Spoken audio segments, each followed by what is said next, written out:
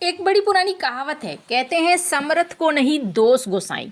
ऐसा ही सीन इस वक्त चल रहा है और भारत इस चीज को बहुत अच्छे से समझ चुका है कि भारत के सामने एक ऐसा सीन आने वाला है जिस सीन के लिए भारत ने बड़ी तैयारियां कर रखी है और ये देखने को मिल भी रहा है। डोनाल्ड ट्रंप के लिए मुश्किलें बढ़ रही है, वहीं भारत ने एक नया प्लान तैयार कर लिया है, 300 लिस्ट तैयार कर लिया है। रूस के साथ आखिरकार ऐसा क्या करना चाह रहा है भारत? वहीं पाकिस्तान को जो ग्रेड ऑफर किया गया है उसमें लिंक टू क्यों नहीं दिया अमेरिका ने? हमेशा की तरह वर्ल्ड मिरर के इस एपिसोड में जानने को मिलेगा बहुत कुछ। आइए जानते हैं इन खबरों को विस्तार से। आपने एक चीज नोटिस किया होगा, शहबाज शरीफ इंतजार करते रह गए और राष्ट्रपति पुतिन ने उनसे मुलाकात नहीं करी। इसे मुलाकात नहीं करना ही कहते हैं। 40 मिनट के इंतजार के बाद आप जबरदस्ती किसी और की मीटिंग में घुस आते हो, 10 मिनट तक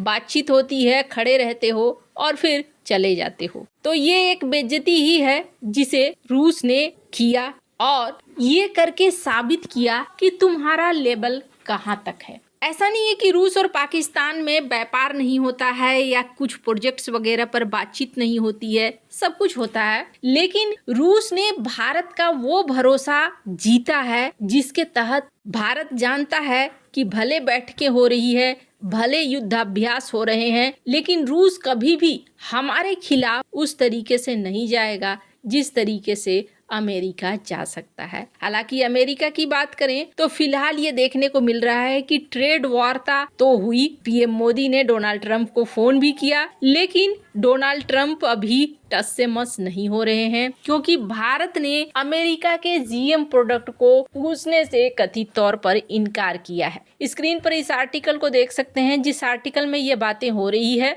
कि भारत अमेरिका के जेनेटिकली मॉडिफाइड प्रोडक्ट को अपने एग्रीकल्चर सेक्टर में घुसने देने के लिए तैयार नहीं है और अमेरिका इसके लिए भारत के ऊपर दबाव डाल रहा है। भारत ने पहले भी कहा है कि हम वही डील करेंगे जो डील हमारे लिए सही होगा। ट्रंप प्रशासन को लगता है कि भारत एक बहुत बड़ा बाजार है और मेक अमेरिका ग्रेट अगेन, यानी कि अपने किसानों के लिए भारत एक बहुत बड़ा खरीदार देश हो सकता है। अमेरिका में इन जीएम फसलों का रिकॉर्ड प्रोडक्शन हुआ है, लेकिन अमेरिकी किसान इसे बेच नहीं पा रहे हैं। इससे जहां सोयाबीन और मक्का अमेरिका में जमा हो रहा है तो अमेरिका के किसानों के लिए इकोनॉमिक संकट बढ़ रहा है। कहा जा रहा है कि अमेरिका में किसान बम्पर पैदावार से परेशान है। चीन के साथ अमेरिका के तनाव की वजह से दुनिया के बाजार में उथल पुथल चल रहा है। यही नहीं, ब्राजील जैसे देशों से अमेरिकी किसानों को कंपटीशन मिल रही है। यही वजह है कि अमेरिकी व्यापार वार्ताकार सोयाबीन, मक्के और कई फसलों के लिए भारत पर दबाव बनाए हुए हैं। अब इस अमेरिकी दबाव पर भारत ने अपने सबसे बड़े व्यापारिक साझेदार से साफ कह दिया है कि वह सोयाबीन और मक्के के आयात को मंजूरी नहीं दे सकता है। अब इसके पीछे का कारण समझिए। एक बहुत बड़ा कारण, एग्रीकल्चर भारत की सबसे बड़ी ताकत है और ये वो ताकत है जिसकी वजह से भारत कोरोना काल में भी विजयी रहा और आज भी विजयी है जब अमेरिका का इतना बड़ा प्रेशर पड़ रहा है। आप जरा सोचिए, एक बार को इस मार्केट में विदेशी सामानें आनी शुरू हो जाती हैं, सस्ती सामानें आनी शुरू हो जाती है, हमारे किसान उगाना बंद कर देते हैं, फिर अचानक से नए नए नियम लाने लगे वो देश जिससे हम अनाज खरीदते हैं, तो फिर हमारे लिए कितनी मुश्किलें खड़ी हो जाएगी। यहाँ पर एक तरीके से प्रोडक्शन बंद हो जाएगा और दूसरे देश के हाथ में हमारी चाबी चली जाएगी। एक बहुत बड़ी कहावत है, कहते हैं भूखे पेट भजन न होइए गोपाला। ये जो जनता दिख रही है ना, जो इस वक्त सरकार के साथ दिख रही है, ये सब अगेंस्ट हो जाएंगे अगर खाना नहीं मिला तो। खाना के आगे बाकी सारी चीजें धूमिल हो जाती है और एक बहुत ही सोचा समझा बड़ा दूर का प्लान है जिसे अमेरिका पूरा करना चाहता है। भारत इसे रोक रहा है। ये एक ऐसा रेड लाइन है ना, चाहे जो कुछ भी हो जाए भारत नहीं करेगा। हाँ, कुछ एक हिस्सा हो सकता है जैसे कि मक्के के लिए मक्का खरीद लिया, एथेनॉल में इस्तेमाल कर लिया या और किसी चीज में इस्तेमाल कर लिया। लेकिन जिस तरीके से अमेरिका चाह रहा है कि भारत अपना पूरा मार्केट खोल दे, वो नहीं होगा। अब अमेरिका इसके लिए ना दबाव बनाने के लिए हर हथकंडे को इस्तेमाल कर रहा है। अभी एक बहुत ज्यादा चर्चा आ रही है कि $686 मिलियन का पैकेज मंजूर आखिर कर ही दिया गया, यानी कि F-16 विमान 2040 तक उड़ते रहेंगे। लेकिन सबसे बड़ी चीज क्या है कि इस पैकेज से भारत को कितना नुकसान है? इस पैकेज से भारत को कोई खासा नुकसान नहीं है। हाँ, एक बात तो जरूर है कि 6-7 विमान जो भारत ने मार गिराए, अब वो अपग्रेड हो जाएंगे, रिपेयर हो जाएंगे, मतलब वो फिर से खड़े हो जाएंगे। लेकिन यहाँ पर एक बहुत ही खास चीज है, लिंक 22। क्या है ये लिंक 22? दरअसल ये